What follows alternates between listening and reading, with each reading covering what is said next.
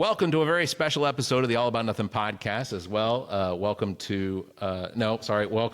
I'm not doing this again. So why didn't you just tell me you had something written Welcome out? to one. I do have something written. I always have something written out. All right. 3, 2, 1. Welcome to a very special episode of the All About Nothing podcast. I'm here with Amii Bland, who is the hostess of the Welcome to Wonderland podcast as well, also part of the big media conglomerate. Actually, Barrett's here with me. That's also true. That's also true. We are in the heart of Leesville, South Carolina at the one and only Hollow Creek Distillery, where Southern tradition meets handcrafted spirits. I'm joined today by our friends Craig at the far end over here, if you're watching on YouTube. Hello. Meredith sitting next to me. We are going to be talking about Hollow Creek Distillery, the history of what it is that they've built here, because while it's not decades old, it definitely has some history. We were talking about that prior to it. So welcome, Craig. Welcome, Meredith, to our podcast. Thank you. So first of all, we were talking about earlier before we started recording, sort of how this all started. Like, what was the history behind it? Where did it all start? The 1700s. Me coming in with the facts. We're going way back. How did it get started for you all? So where did we start? So I always say we had a good family friend, and he was actually the first one in South Carolina to put in a micro distillery license, and he got just a little ways in and saw all the paperwork. But he was a moonshiner in this area, about 5 miles up the creek, literally, from where we sit. And he and his dad made moonshine in the backwoods. And so when he saw the law change in 2009, he wanted to do it, put in the first application, too much paperwork. And so Craig thought it was a great idea. He didn't want to let it go. At that time, we had a 6-month-old baby, and so Craig came to me and said, I want to build a distillery. And I said, I don't care what you want to do. I just want to sleep. And so he called me in a weak moment. Yes. And from there, then he went to Lamar. The guy's name was Lamar. He went to Lamar, and he said, Lamar, I'll build it. I'll license it. You come run the still, teach me everything you know. And we did a year's worth of research, 2 years worth of paperwork. We have been open 10 and a half years, almost exactly. Wow. So that 6-month-old baby turned 14 about 2 weeks ago, and here we are. Hence why you drink in the morning? Yes, hence why. Right. It's 10 a.m. and we have alcohol in front of us. What is it that, so it's, Hollow Creek Distillery is a micro distillery, is what it's described as. Right. What is the difference between like a distillery and a micro distillery? Is it literally just size? Yes, legally it's purely volume produced, and it's two different permits. So in South Carolina, there's a micro distillery permit. That's what we operate under. It is a much lower licensing fee, and we're allowed. It's a pretty generous limit for a micro. Is it like 325,000 gallons a year or something like that? It's a big number. Okay. Much more than we produce. And then the only difference between that and just a big distillery is really the size and the volume. So the other permit's called a manufacturer's permit, and it's not volume limited, but Okay. it's also 10 times. Right, 10 times or The no, permit 20 fee. times more expensive, actually. Okay, your math's better than mine. I get the impression someone's the accountant and management is. Right. Chief I just make whiskey. That's it, man. He's just here for the whiskey. That's great. I didn't So know. you guys have been doing this, like you said, for a little over a decade. And I know in the early 2000s, you really started racking up the awards.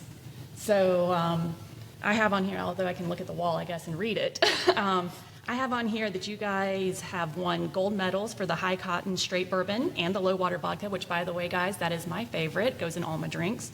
At the Los Angeles International Spirits Competition. Gold medals for the William Allen small batch bourbon and the low water vodka at the San Francisco South's Best Spirits, New York International Spirits, Best of Columbia, like all of the years. So when did that really kind of turn from you? So you spent a year researching, you spent 2 years kind of getting into it, and then I assume you made your first very small batch? Like what was this? It was a very small batch. Our first still was 250 gallons still, and you say 250 gallons, which sounds like a lot, but that still wouldn't turn out but maybe 30 gallons at a time of finished Something like product, that, something yeah. like that. We now have an 800 gallon still, so we can make, 100 plus gallons at a time. But yeah, so when that turned for it, we started racking up, some of Best of Columbia, Best of the State, those kind of things, in 2016, 17, 18, something like that. And then we started entering our spirits into those international competitions, San Francisco, Los Angeles, New York, and that really started 2020, 2022, something like that. Yeah. After kind of the COVID craze settled down just a little bit. So, and I'll let you kind of talk to some of those medals that we won, but we were. So honestly, there's several that, we surprised everybody, including ourselves with. I'll give you just a couple of highlights. So you mentioned low water vodka. It won a double gold medal for the South's Best in 23. And no, my memory's not this good. I'm looking at the back wall here, so bear with me.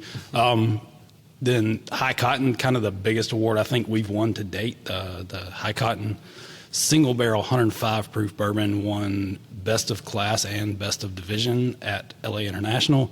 And that was 24. So pretty big competition. And then to say, hey, this is the best bottle of bourbon here out of South Carolina. That's what Barrett Right. and Craig have in their That's what we're glass. drinking. And so. What is it that sets you apart? I mean, like, I know there are other distilleries that we see new distilleries popping up like every 6 months. Like, Right. It's becoming a much more congested market here in South Carolina, which is great. But what is it that sets you all apart from what it is that others might be doing? Because we talked about it before. Moonshiners is one of my favorite programs, and I know it's scripted. I get it. I'm fine with it being scripted. Tickle is absurdly annoying, but but even through the show, like I told you before, I've made friends with one of the people that was on the show because we went to all of these distilleries, and I got to meet Stephen Bean, who owns Limestone Distillery up in Kentucky, and it's such a cool thing that they do. Maker's Mark is one of the favorite places to visit. Like if we're in Kentucky, that's where we go every single time. We will do the tour every single time. Right. But South Carolina, the distilleries that are popping up, like what is it that sets you all apart from others? So honestly, my answer would be patience. Okay. This is a very slow industry. If you want to build a distillery and, be multi-million-dollar cash flow in year 2, good luck. You better start with a huge pile of money. So we've been at this open for a little over a decade now, and zero investors, which is really nice because you don't have anybody to answer to. Yeah. And if things take a little while longer, it's okay.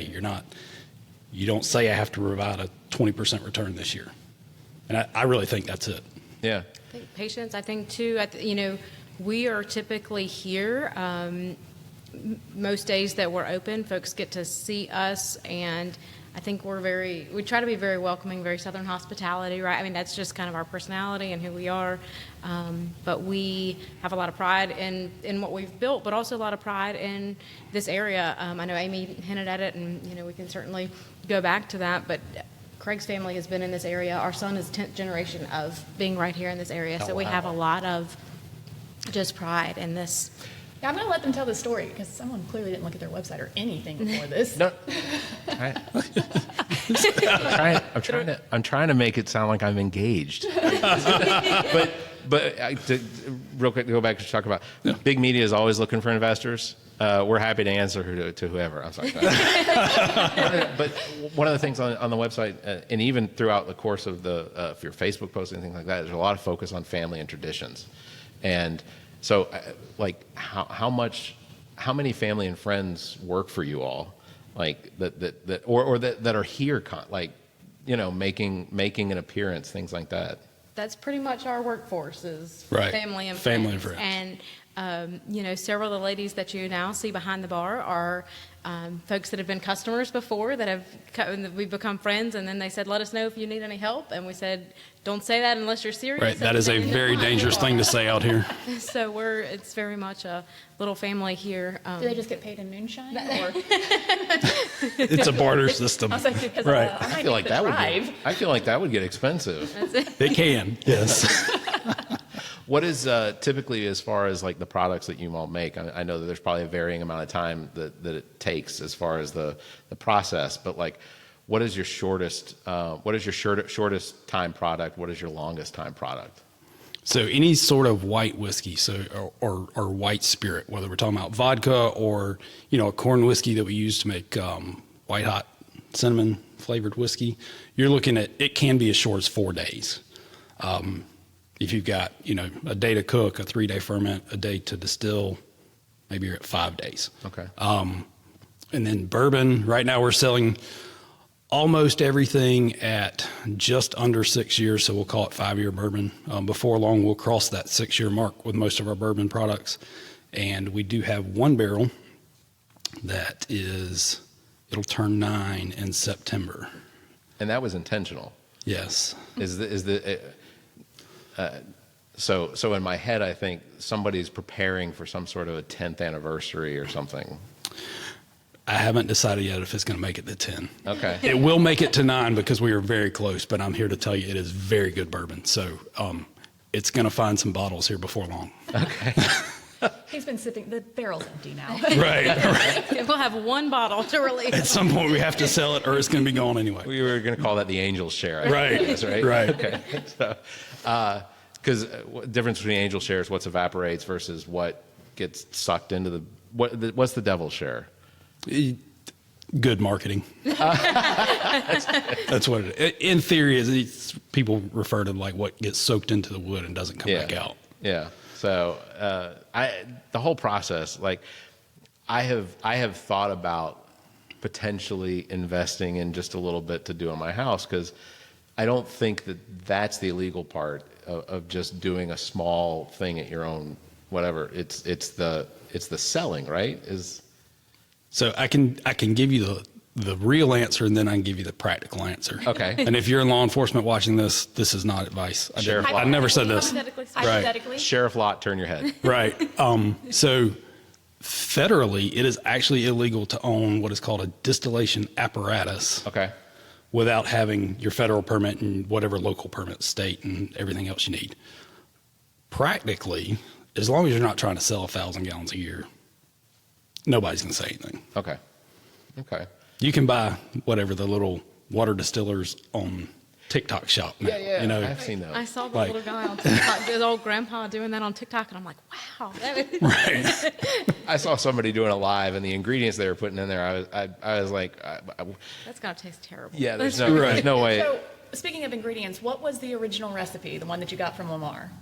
It was 2/3 corn, 1/3 oats, and we used whole oats, and oats are pretty unusual for commercial distillation. The starch conversion really sucks, doesn't make much alcohol, but it does kind of smooth out the alcohol that all the corn makes. Corn's the workhorse of really the whole industry, if we're being honest. It makes a lot of alcohol, pretty sweet flavor profile, can have a pretty good bite when it's young. But Lamar's recipe was 2/3 oats, or 2/3 corn, 1/3 oats. It's labeled moonshine, so you can cheat. It's got a bunch of sugar in it to help it ferment and boost your alcohol production, and that's pretty much it. And do y'all still kind of stick true to that today, or? Yeah, for moonshine, yeah. And the real secret was we used lemon juice as a pH adjustment. Okay. Which most people who just make moonshine at their house or in the backwoods or whatever, they don't ever even talk about pH adjustment, but that was his secret. That was his secret, and it worked, no doubt. Well, if they're making it at home, I imagine that, and they're not adjusting the pH, they're probably blind anyway. Lime juice, lemon juice. So did you guys start out doing strictly moonshine, or? Yes. So we talked about we don't have investors. Certainly Meredith nor I need to come from money. So you got to have a cash flow product up front. We didn't start with a mountain of cash to just burn through. So in in the distilling world, you only have a few options for an immediate cash flow product. You've got moonshine, you've got gin, which I hate. Oh, me too, it's the worst. It tastes like a pine tree, but whatever. And then you've got vodka. When we started out, our still was not going to make vodka. Like, it was a very simple direct fired pot still, similar to what you would find kind of out in the woods, but, you know, inside and cleaner and that kind of thing. But it was not going to make vodka. So, and gin I hate. So we're kind of out here in rural Lexington County. Moonshine fits anyway, and that's where we kind of got our start. And that's all we sold for a while was And moonshine. were you doing the flavored moonshines back then, or it was just straight up? So on day one, we opened up with straight moonshine, period. Because each product, each different flavor of moonshine per se has to have a federal approval. And so the only thing we had approval for at that time was our straight unflavored moonshine.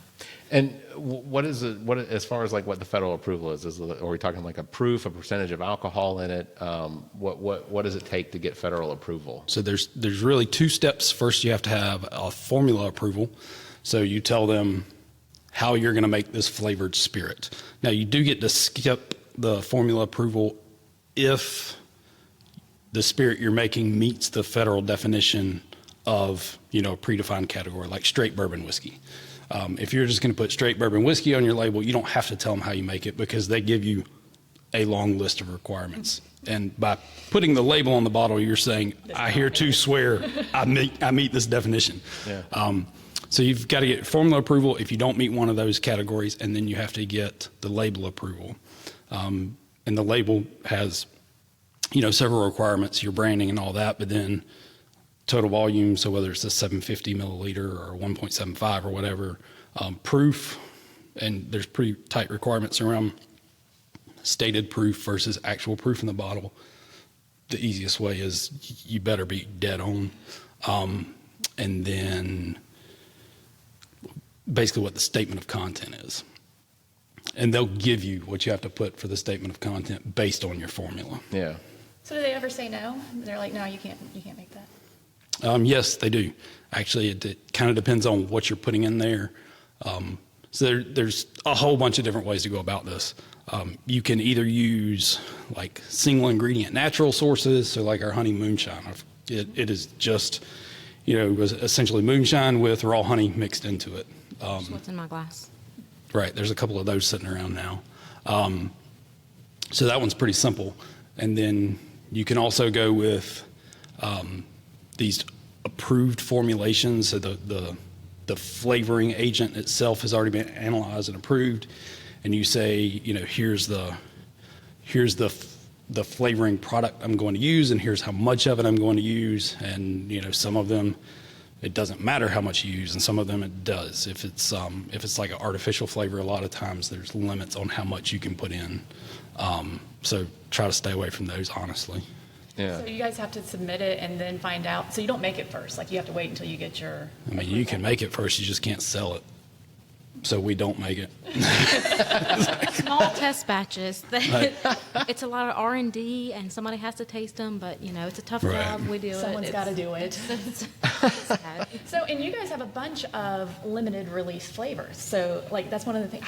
Every week, I feel like you're on Facebook and on Instagram. You're like, "Hey, we've got this new limited," and I'm like, "I want that too," but I don't need to have 72 bottles of liquor in my house.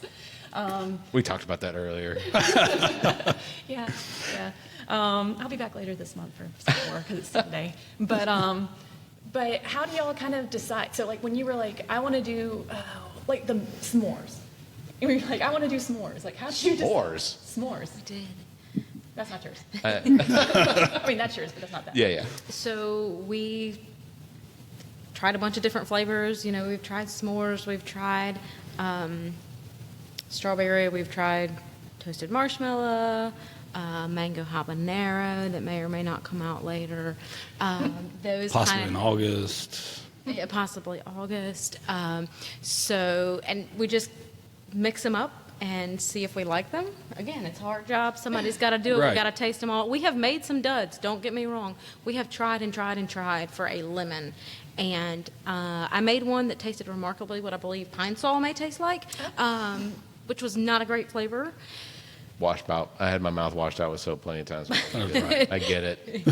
But we're still trying for that lemon. So, but anyway, so some of them are duds, some of them are great, and the great ones we submit for approval, and they hit the shelves. So when you're trying to come up with different flavors for what would potentially be like a new or a limited release, talking about toasted marshmallow, do you literally toast marshmallows and mash that in with the? Is that literally the process? Because I watch moonshiners every season, and they will take old blueberry muffins and mash that in to get that flavor. Is that really what the process is?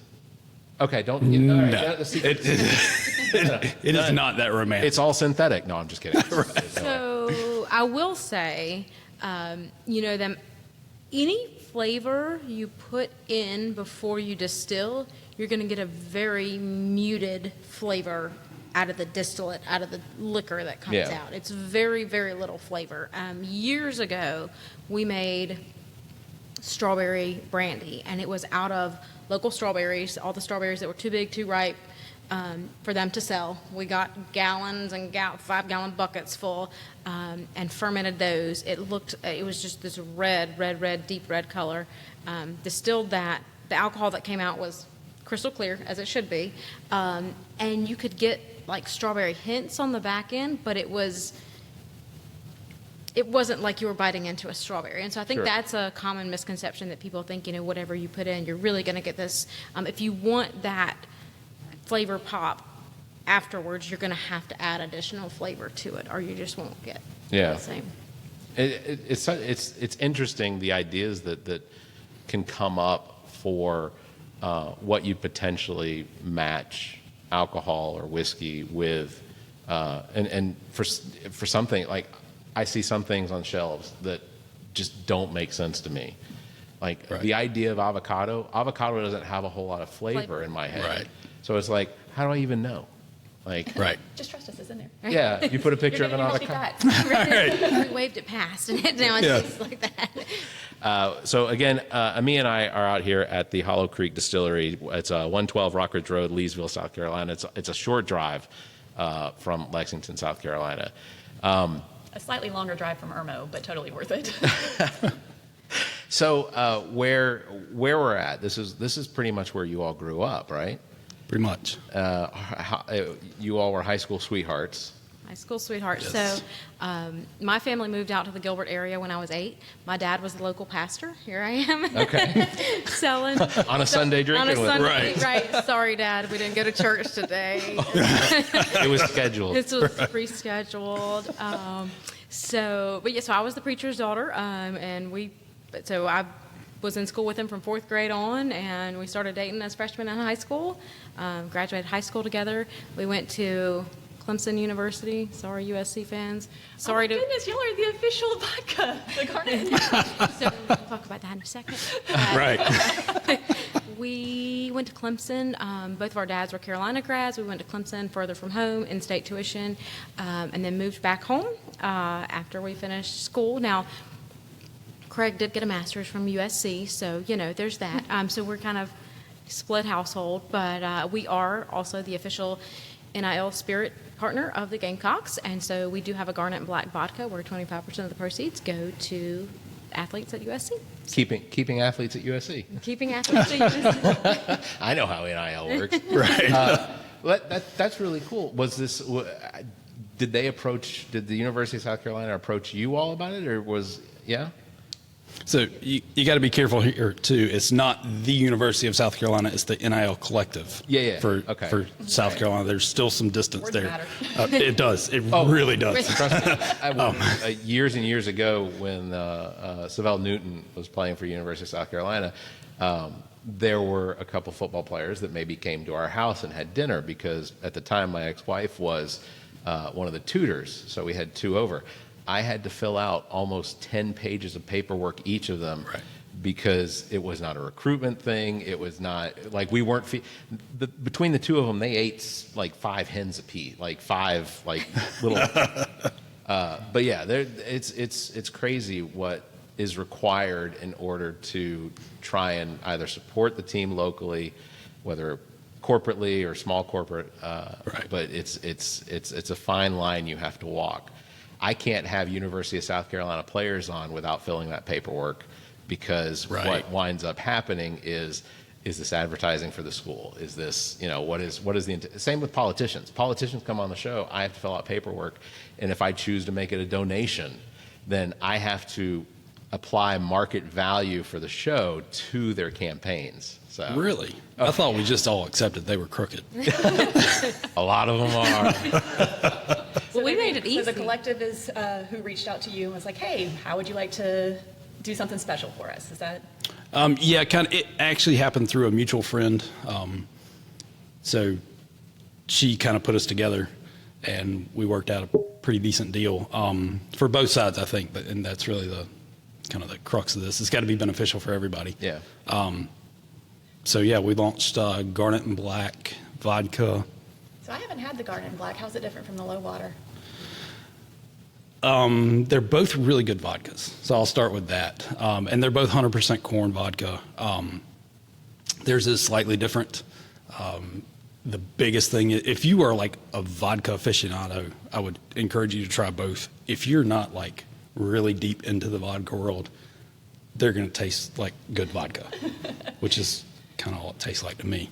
Mine just go in cocktails. Right, right.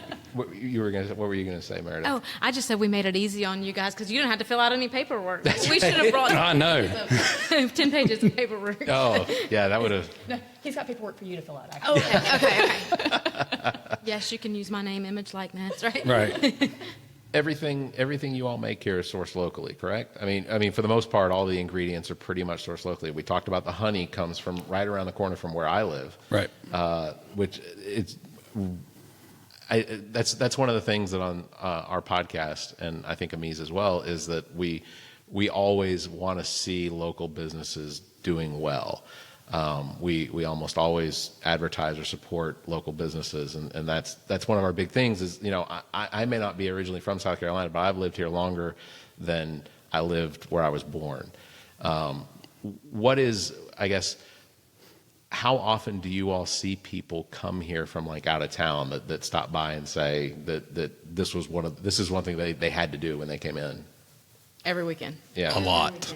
We had, I guess growing up in this area, and I didn't grow up on the lake, but essentially in this community, I had no idea what an attraction Lake Murray was to folks outside of South Carolina. And so every weekend we see people coming in to vacation here or coming in to visit family. And so that's one of the biggest compliments we can get, is when we have folks that are from this area, they've been here before, and anytime they have out-of-town guests, this is like the first stop for them. And that's a huge compliment to us. It's the best compliment we can get because this experience meant enough to them to bring their guests back. And so we see it all the time, and it's awesome. We've met people from not only all over the country, but all over the world. We've had guests, and I love to hear their stories too. We try to provide them as much history and stories about our area because we're proud of where we're from, but we try to get their stories too. And so we had some folks from Puerto Rico. I always try to talk to them and ask them what is their what's their moonshine. And so in Puerto Rico, they told me their moonshine's called Pitoro, and Pitoro is a sugarcane base, right? Because moonshine, I really feel like is kind of the term for something that's made locally out of the ingredients that you have, right? And so what do we have a lot of here? We have a lot of corn, we have a lot of grains. And so that's why in the South, we think of moonshine as being some sort of grain-based white alcohol. But in Puerto Rico, it's made out of sugar cane, and it's called Pitoro. So it's almost like a rum, Yeah. Right. I want to do love rum. What's a typical day like here? So the distillery isn't just the distillery, which we'll get a view of that here after a little while, or you're seeing it right now mixed in with the video. But typical day here in this lobby area where most public-facing part of it. So what is it that you typically see as far as like visitors and such? So looking for like how busy is it, or kind of like what's the mix of folks, Yeah, or just a mix of folks, really. I am here to tell you, you see all walks of life in this place. Yeah. Anyone from just, your local Joe kind of folks that we've seen and known forever to, I guess one of my favorite stories here. Guy walks in and, older gentleman, very nice, seems like, normal person. And then he comes back several times later and he brings in his Stanley Cup championship ring from being an owning partner of the Penguins. It's like, oh, that's different. Wow. Wait a minute. You're like, let us drink to that. Right. Right.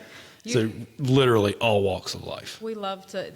I love to talk to people. That's one of the things I think we try to make connections just because it's Southern hospitality, but that's who we are, and love to. You can connect with anybody regardless of their background, and so love to talk. And the more you get to talk to people, the more you get to know. And so we have a picture of Craig with the Stanley Cup ring on. That's really cool. The other story I thought Craig may tell. We were in here one Friday evening. It was Carolina football weekend. Carolina was going to be playing Kentucky, and guy came in with his family and showed him around, talked to him, and he was going to be the master distiller he had been a master distiller, was headed to Luca Mariano, who was opening a new distillery in Kentucky. And so, some of these big guys have come in to see little old us here in Leesville, South Carolina, but they were in visiting because they were going to the football game the next day. And I believe that's right. Those were the right words. Is that right? Right. So it was kind of cool. It was late on a Friday evening. He was coming in town for the Kentucky football game over at Williams-Brice. And he calls and says, hey, I'm just checking to see how late you're open. I'm coming in town for the football game and thought I'd stop by. I saw your website. Didn't tell us who he was or anything. It's like, cool, I'm here till 7. We ended up hanging out a lot later than 7. But anyway, come to find out, we walk over next door and I'm showing him our setup and he makes a couple of comments. I'm like, wait a minute, you actually know what you're talking about. Like, who are you? And he had been master distiller for Bullet for years. Oh, wow. Yeah. And had left there and was going to help start up a new distillery. It's called Luca Mariano Distilling. They're in Danville, Kentucky. Yeah. And he started showing me pictures. Their distillery is still under construction at the time, but like you never know who's going to walk in the door here. Danville is a huge distillery area. Like Maker's Mark's near there, Limestone's near there. Right. I mean, they're just and one of the things they talk about on their tour is the water that comes out of that limestone water. Right. And it never runs dry because I guess it's constantly pushing up. But yeah. Danville is just one of those.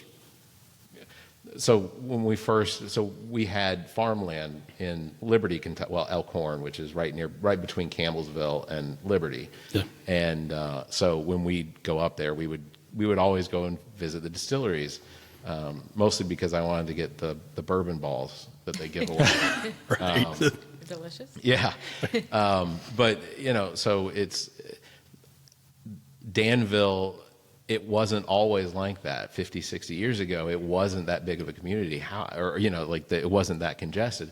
How has Leesville over the course of the last 10 years, really have they taken you all in? Have you all seen that with the community here? Oh, absolutely. The local community support has been fantastic. That's why we're still here. Is Right. The local community support has really. If it wouldn't be for that, we wouldn't still be here. But everything from just local interest in general, local politicians come out and see us. We've got a couple of plaques and stuff on the wall from them. And, the really cool part, though, is the people that come in every week. Like, I've lived here my entire life, except for a few years when I was at Clemson. And I meet folks every weekend that walk in that have been here their entire lives. I've never run into them. And it's really not that big of a community out here, right? Sure.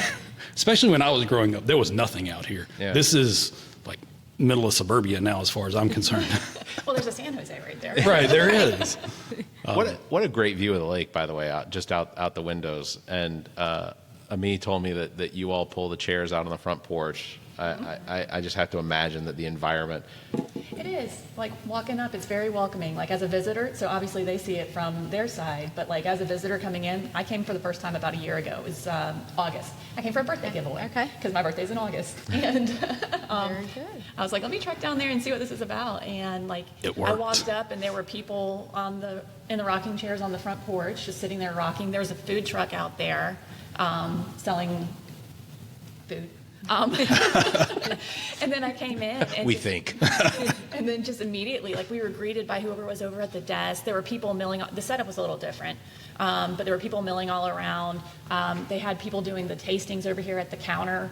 They had a slushy machine going in the back. Saturdays. And we walked up, and Erin was who was working behind the counter at the time, and she was like, "Hey, what are you guys here for?" I was like, "Well, we looked you up on the internet, and it said that, you know, to come out and try a tasting, and you guys could do a tour." And like, it was such an incredible experience. And I mean, she didn't know anybody from Adam on that. We just came in. It was me and Michelle, and it was a really welcoming experience. Like, I felt really good after. I was like, "Oh, we've got to go back." Good. We did our job then. Right. That's good. Right. What is by far the most rewarding thing from having started this venture and now being 10 years into it? I'll let you answer first. I think the connections that we built just with the community, with the folks that we see every week that come in, we've made some, you know, very close personal friends, but everybody that comes in, I feel like we've made great connection with. So that's what I would say. And to be clear, I don't come in every week. Amii does not come in every week, right? But we do have people that are here every week, and we love to see them. So, I think Amii's denying. Uh-oh. what would you say? The most rewarding part of it. I mean, there's a lot of politically correct answers, right? Like the people and everything. And yes, it's all rewarding. For me, though, it's really seeing what you can grow something into. Like we are not in Danville, Kentucky. This is not the center of the distilling industry at all. Sure. Right here in Leesville, South Carolina, you know, middle of nowhere. So we've got the lake, but it's not a huge tourist destination. But what can you make out here? That's kind of the cool part for me. Well, but just to point out, Danville is also not in Louisville. Right. Like, True. Like with respect to like Columbia and Greenville and Spartanburg, this is kind of the perfect setting for the success that you've had. And honestly, there was some forethought that went into that. A lot of people would never believe it, but I personally don't like the idea of a distillery on Main Street, whatever your local town is. It doesn't feel right. So where we are here, we're out away from town, although town is moving this way every day. Yeah. But it's a relatively quick drive. You know, we're 10 miles west of Lexington. It's all highway to get here. It's a nice, you know, relatively scenic drive. You get to look out over the lake a couple of times. It just feels right. To me, when you make that drive, the further you get out this way, things slow down just a little bit. Life just, and that feels right when you. I got passed 3 times when we were. No. It wasn't me, was it? Maybe. I think. So I guess the next question would be, what is one of the wildest or funniest things that's happened in the course of the years? Funniest things. Oh. Because I have to imagine that there are stories that go on, or you know, there are things that you think about after you close up and you go home and you're like, I can't believe that happened. Right. There's one story that happened inside this building that's probably too much to get into. A couple came in from, you remember that, Orangeburg? And luckily we did not wait on them. Somebody else did. And just the story after was, wow. Right. Well, I might have kept Anyway. that information to myself. But Right. I definitely would have. Like, don't tell people all this stuff. Kind of thing. Like, one funny one though that comes to mind. Actually, we were at. So there's a big whiskey festival that happens in Columbia every year. It's called the Great American Whiskey Fair. So We don't know about this.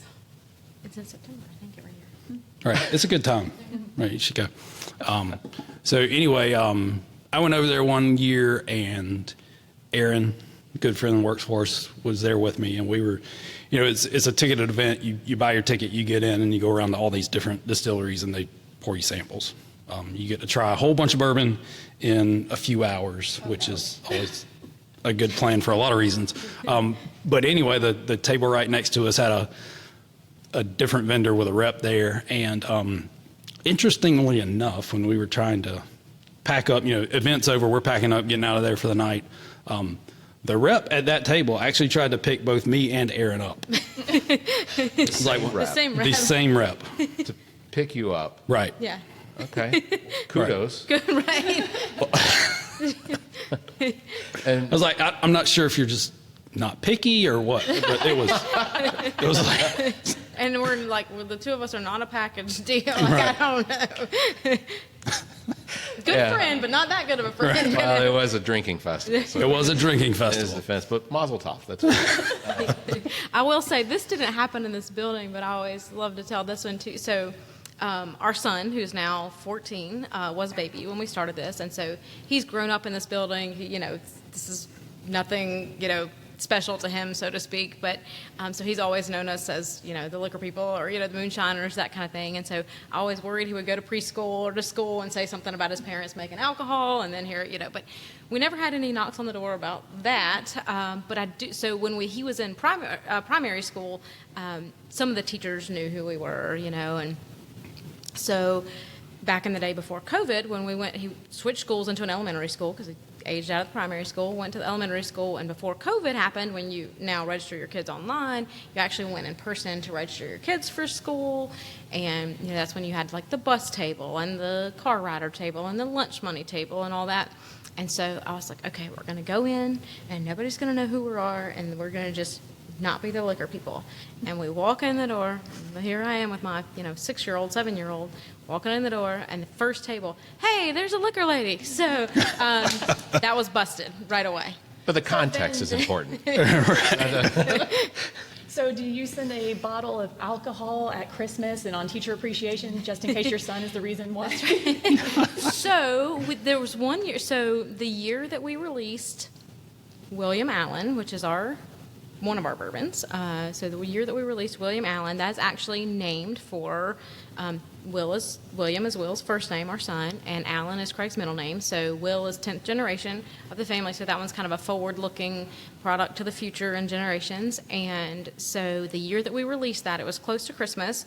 And so we sent a nice note to his teachers, and we were like, hey, we can't send a bottle of liquor with our 7-year-old to give you. But I wanted to try. I'm willing to have this conversation with the principal. Bring this paper back to us, and we'd love to give you a bottle of William, that we've named it for him and all that stuff. And so interestingly enough, a little bit later, at least one, if not both of the teachers came in, and because he had 2 teachers that year came in and brought it, and so we gave them their bottle of William Allen, and they have actually since opened a liquor store, and so they carry our products. I've gone and done many tastings at their store, so that all worked out. But what a great environment to have a parent-teacher conference, right? Right. Right. I Wonder how many teachers want You're- to photocopy that note and be like, I'm his teacher too. That's right. yeah, but you're behind the Help him at bar. lunch table. You're on this side of the bar. They're on that side of the bar. The power struggle swaps places. Whatever. So speaking of your alcohols being sold in different places, obviously you sell it here, and then you guys are sprawling out. Like my folks up in Simpsonville did a tasting at one of the spirit stores up there. Like I saw it on Facebook. I was like, hey, this is the place I like. Go try it. And then they're like, this cost me $250 to go try yours. I was like, I'm sorry. but kind of talk to us about that process, about moving, because I saw you're going down to Myrtle Beach and like. Absolutely. So yeah, I'll let you, because Craig's been the one kind of heading that up. Distribution. Right. So that's a fun world, let me tell you. We've basically kind of fleshed out the whole state now. We work with, it's the Anheuser-Busch network. Okay. So it's different, essentially beer distribution territories, and all these distributors have since added spirits distribution licenses to their warehouses. So in the Columbia market, it's Southern Crown now. It used to be KW. KW got bought out. And then, so they've got, that's the entire coast up through the Columbia market, and then Simpsonville is Southern Crown now, the Greenville market. Then there's another small one out Aiken, there's one in Spartanburg and one in Rock Hill, and we actually just signed the Spartanburg contract last week. Congratulations. And actually, if you're from Rock Hill watching this, that contract is sitting in my inbox, and I was supposed to send it back to you Friday, and I haven't done it yet. Rock Hill I audience. have So Rock Hill audience. Yeah. I'll have that back to you tomorrow, I guess, is Monday. I'll have it back to you before this airs. How That about is, yeah, that is correct. There you go. So that rounds out the whole state for us. We've got a little tiny piece of Georgia. It's not big. We haven't focused on it at all yet. And really, it's kind of one of those, how much product do you have? How many markets can you support? So I'm sure we could add territory quickly and just spread ourselves too thin. I'm a manufacturing guy. You can make anything in the world you want to. Spirits being one of them. I'm not a marketing guy. So we're kind of trying to figure this out as you go. And I think a recipe for a quick disaster would be, hey, let's try to put Hollow Creek products in half a dozen or a dozen states. Well, then you run into supply issues under your federal license, right? Right, so then it's how much product do we have? How quickly can we make it? How much bourbon do we have maturing? Which that's a real limitation. And then how do you support all that marketing? Yeah. That's a real thing. Getting the initial placement in a liquor store is actually the easy part. You just walk in and set it on the counter. But Taste it themselves, Right. right? the real question is, how do you keep that bottle from collecting dust? Yeah. Like somebody's got to walk in and buy it over and over again, and then the store has to reorder. That's where all the money's made on the reorders in Yeah. wholesale. Like the initial placement is whatever. We'll put a half dozen bottles of whatever you're selling. It costs us very little to try a half dozen bottles. We'll give you a single face spot, probably not in a great space in the store. It's in the corner by the bathroom. Right. Yeah. And then you got to get those bottles to sell. That's the hard part. So what you've learned about marketing, what's the ideal location in a liquor store that you want your product? Right beside your national competitor. Okay. Yeah. Really? Absolutely. And who's your national competitor? It depends on what product we're talking about. So how- William Allen. Bourbon World's kind of, it's nice because bourbon fans are some of the most kind of deep into it. Like they will actually seek out brands they've never tried before, that kind of thing. So, certainly you don't want to be all the way on the end of the shelf where nobody ever gets to, back by the bathroom or Yeah. that kind of thing. But as long as you're somewhere reasonable in the bourbon section, eye you're level okay. and- Right. You do want to be eye level. We talked about that the other day. People talk about top shelf liquor, but you really don't want to be on the top shelf because people don't see you up there, especially me. I'm I was real gonna, short, I was right? gonna say how many of the shelves go above your height? Like, because you're Not short. many. It's not Not a- many. Yeah. The top shelf's not a problem for me, but a lot of people never reach up to the top shelf. So you really don't want to be there, Yeah. which comes into, what kind of bottle are you going to use? What kind of shelves do retail stores have? Like if you go over 13, maybe 14 inches, you have to go on the top shelf. Yeah. Because there's not space between the other shelves. Oh, yeah. And now, it better be something that people really, really want. You want to be eye level.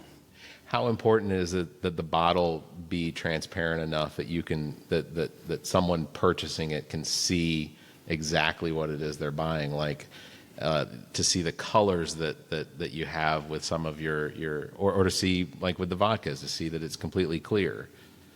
I mean, I think it's important. That's why we have all clear glass. But Yeah. if you go through the liquor store, you'll see, some brands that are in screen printed bottles and you can see very little into them. I mean, hopefully there's enough trust in the industry that whatever's in the bottle is at least the color it's supposed to be. This is purple. Right.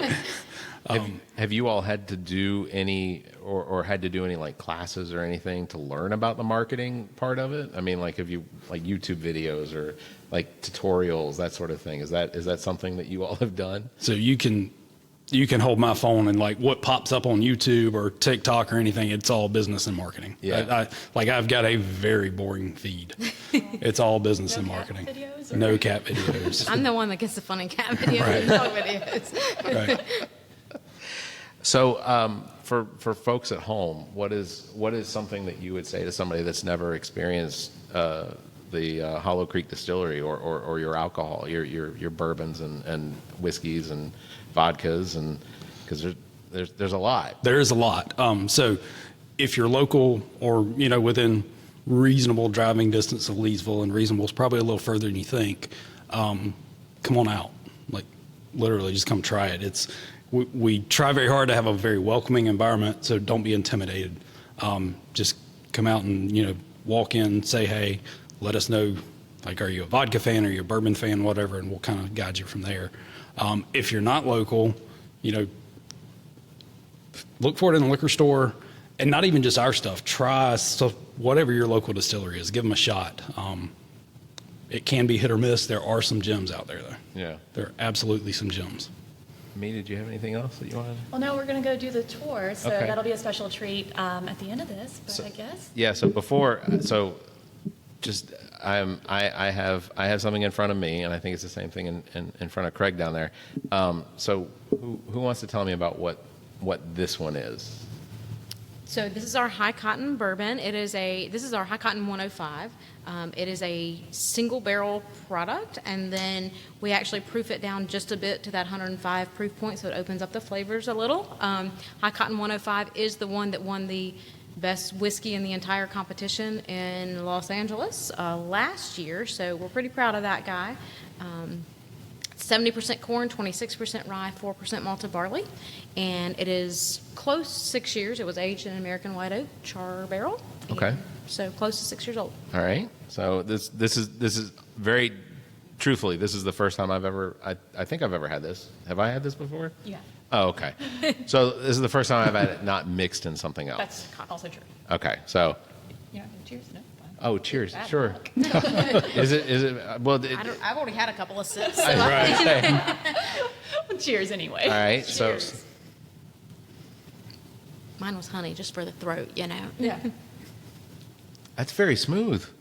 Thank you. It's not so typically with a bourbon, you have some of them you have a fairly significant bite that comes at the end of it. That's not there. That means we did our job.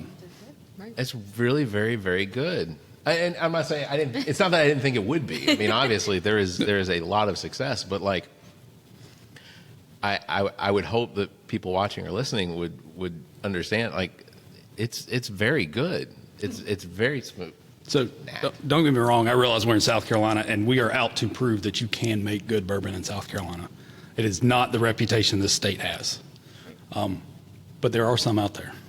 And we surprised. I think we got one of them. We thought our stuff was good, but we honestly surprised ourselves when our first round of stuff that we submitted was in 2022, and we came back with like 8 medals or something like that, and Yeah. we were shocked. Just this tiny distillery in South Carolina up against the big boys, and then when we're up against the big boys 2 years later when we submitted stuff, and we come back with the medal out of the, so the whiskey category is this really huge category, and then it's got subcategories of bourbon and scotch and Irish whiskey and all the things, and there's different age statements in the bourbon. This was actually in the youngest age statement of bourbon, because in 6 years or less category, and there's but we took the entire category, like best of, and so we were, again, against the big boys and shocked, but we thought we had good stuff, but.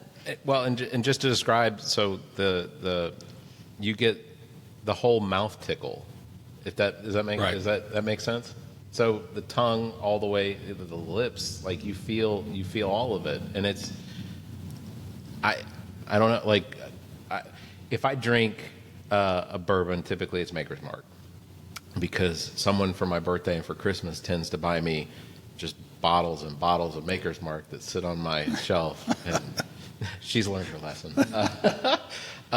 But I don't get that with Maker's Mark, and I don't know if it's just because I've gotten so used to it, but I don't remember ever having the tingling, the sensation. Not to. Find out he's allergic or something. And his throat closes up, Right. saving his life. Yeah. Well, it makes for good. It makes for good TikTok videos. So, and I think that I actually have a moonshine, right? You do. So, I feel like you told me it was salted caramel. It smells like salted caramel. Is that what it is? So, yes, it is. I actually don't think I've tried this one. Have you not? No, Okay. I've got peach at home right now. Okay.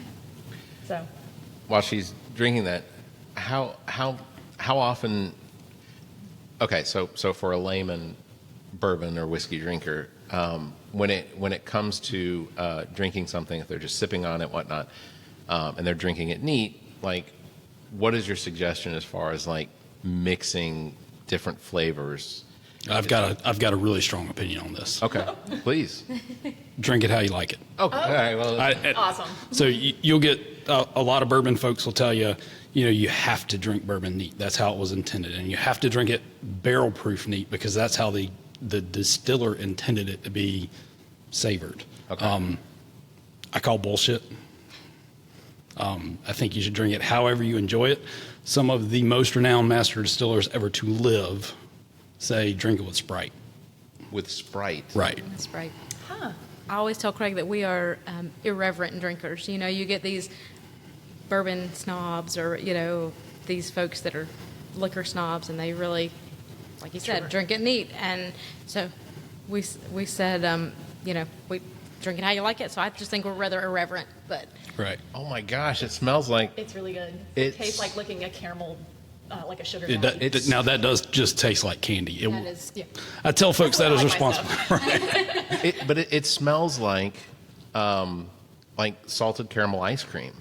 Like that's what I. That's one of my favorite things to do with that is throw that into some vanilla ice cream and blend it instead of putting milk with that and then blend it into a milkshake.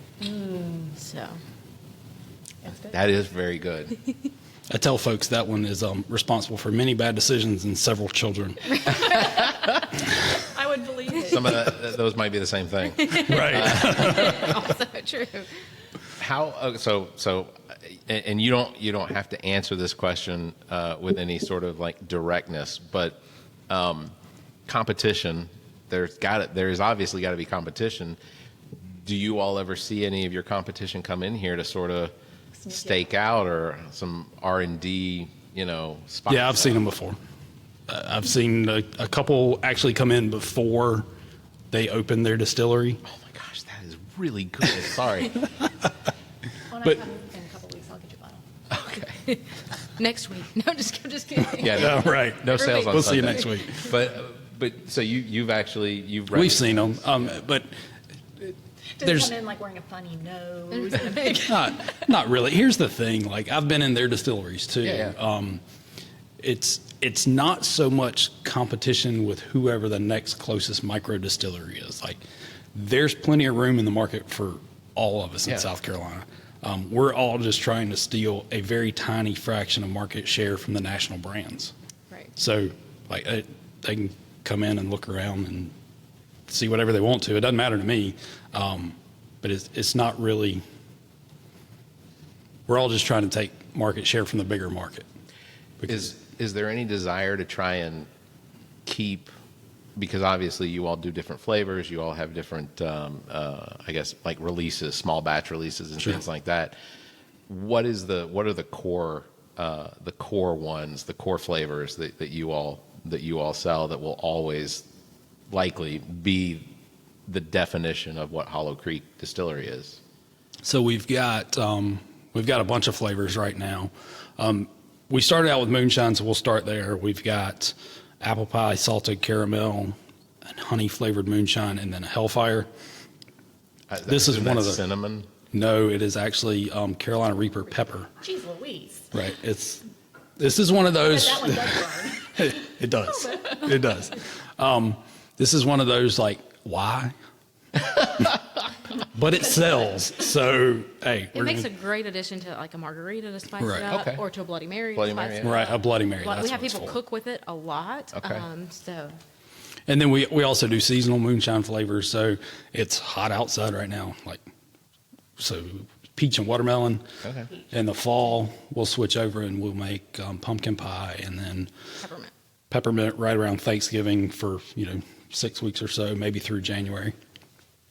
And then, of course, we make White Hot. It's a cinnamon flavored whiskey. That one's always. Right, that one's always around.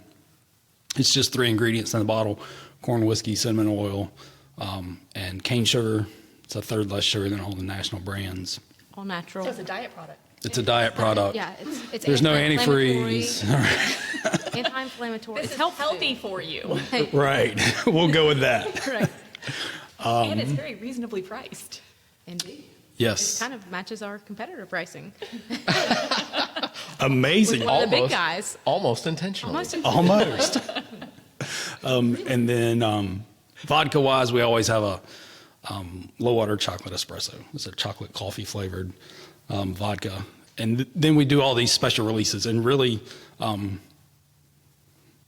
our special releases are twofold. Number one, to have something new and different going on, which is always helpful, but also to help find what the next flavors are. Well, and they seem to create a fair amount of engagement on your social media and stuff. Absolutely. When you've got a special reserve coming out. Like, I'm always looking like, oh, what's this one? You all do fantastic on the social media. I do not. Well, Somebody does. I do not.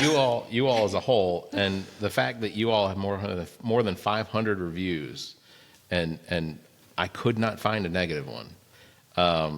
So Carl Hunter. Oh, you wrote down reviews. Oh, geez. I put Here it we up. go.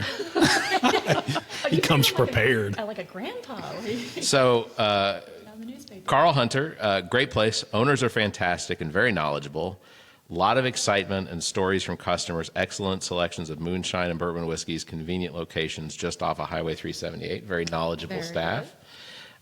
Zachariah, I looked for interesting names too, just so you know. Zachariah Kitzhaber.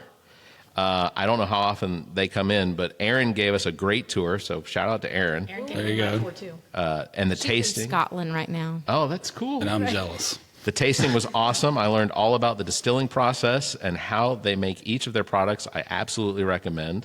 So that was. Let me see if I can see this picture. I never knew Mr. Curl before here, but I know Mr. Curl now. Okay. Katie Smallwood. I'm looking to see if these names know. So took a group of friends to Hollow Creek for my husband's birthday. Loved the tour. The tasting was so much fun and informative. The bartender was so knowledgeable. Very impressed with the wide variety of products made here. Needless to say, we found plenty to buy and can't wait to share with our friends. Thanks for the great See, experience. that's what happens. You come in thinking you're going to pick up a bottle of something, and you leave with like a box. I can see exactly how that would happen. Well, and it's the special flavors. Like, they are just the mint one even. Like, I didn't think I was going to like that, and I totally dig it. Oh, was it the peach mint or the mint julep? Peach mint. Okay. Like, I was like, I don't know that peach and mint go together. It'll come back. The last one I have is great tasting. This is Hope Williams Jackson. Great tasting moonshine. Do you know Hope? Yep. That is made Here. that is made locally. Responsible prices, wonderful people, and customer service, and excellent atmosphere. What more could you possibly want? So, Awesome. I will leave those with you because. Right. We have the reviews. Awesome. Well, also the important thing is on the back of it. Is it? Oh, there you go. Hold that up. Right, let me hold this up.